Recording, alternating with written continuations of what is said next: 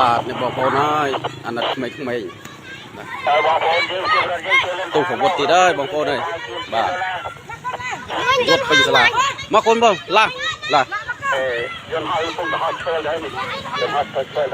អូលន់ដល់កមកឡើងកូនឡើង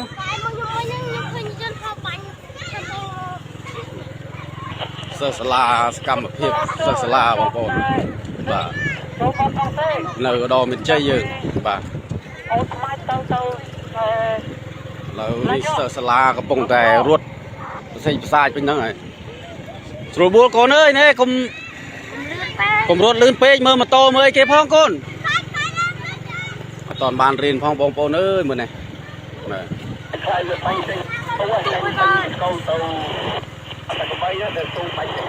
តិចកូនតិច